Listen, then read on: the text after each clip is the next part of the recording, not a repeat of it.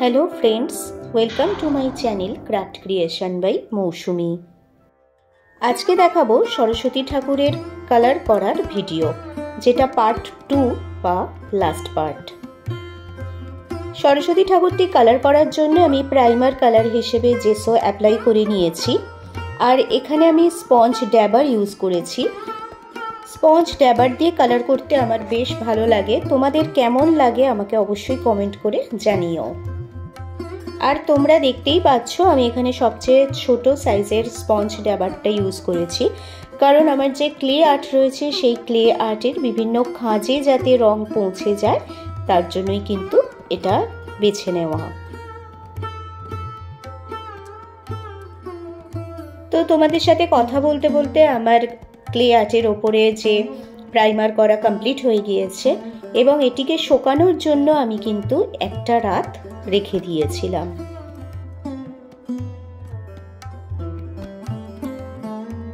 Primer ভালোভাবে শুকিয়ে যাওয়ার পরে আমি কালার অ্যাপ্লাই করছি। এরপর দেখো আমি এখানে লেমন ইয়েলো কালার ইউজ করে নিয়েছি। তারপর যে বাইরে আউটসাইডটা রয়েছে সেখানে আমি টিল ব্লু কালার ইউজ করেছি। তোমরা দেখতে থাকো। সরস্বতী পূজা শিক্ষার্থীদের কাছে একটি প্রধান উৎসব। প্রত্যেক বছরই মাঘ মাসের শুক্লা পঞ্চমী তিথিতে সরস্বতী বন্দনা করা হয়ে থাকে।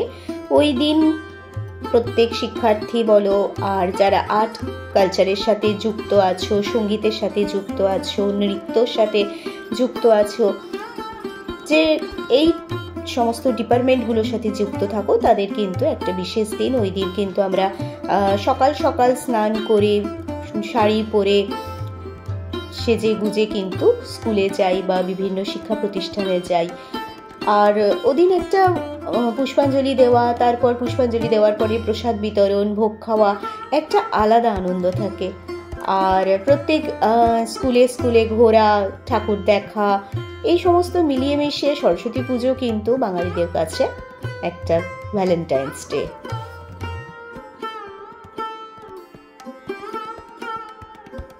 তোমরা দেখতেই পাচ্ছ আমার প্লাইবোর্ডের কালার করা পুরো কমপ্লিট হয়ে গিয়েছে।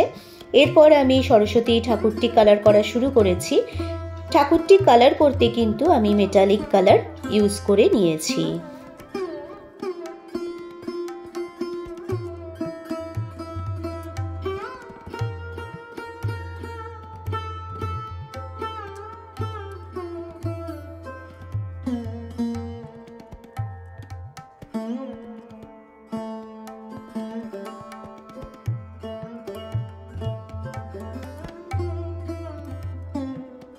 তোমরা যদি আমার চ্যানেলে নতুন হও এবং আমার ভিডিও যদি তোমাদের ভালো লাগে, তাহলে অবশ্যই লাইক করো, কমেন্ট করো আর শেয়ার করো।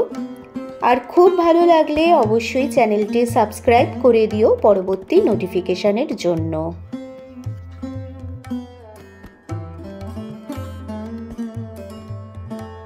সরস্বতী ঠাকুরের বডি পার্টসগুলো কালার করবার জন্য আমি পার্ল মেটালিক কপার ইউজ করে নিয়েছি।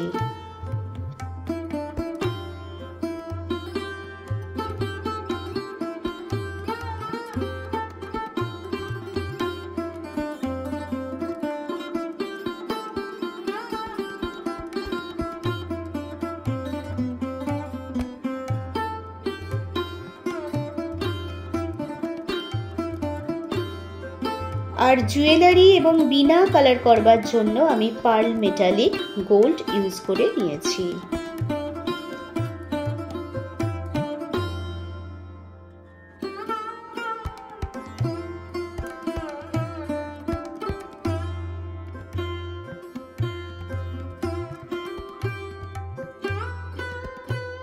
মায়ের বাহনটি কালার করবার জন্য আমি পার্ল মেটালিক সিলভার ইউজ করে নিয়েছি।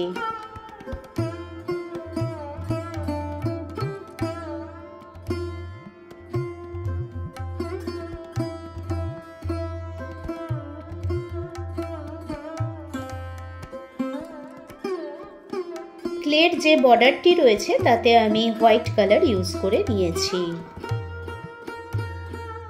পুরো কালার শুকিয়ে যাওয়ার জন্য আমি একটা দিন মতো এটা রেখে দিয়েছিলাম। তারপর এর ওপরে আমি বার্নিশ অ্যাপ্লাই করে নিয়েছি।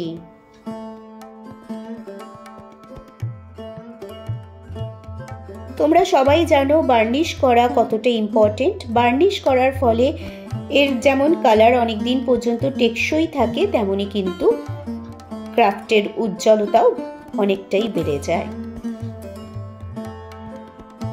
এরপর দেখো আমি চৌকো শেপের মিরর নিয়েছি এবং বোর্ডের চারপাশে আঠার সাহায্যে আটকিয়ে দিচ্ছি।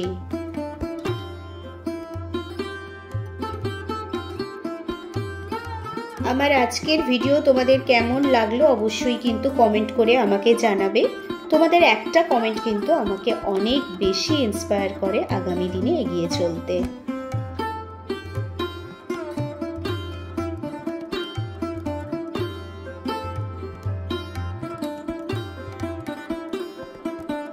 আর এই হলো আজকের ক্লে আর্ট সরস্বতী ঠাকুরের ফাইনাল লুক।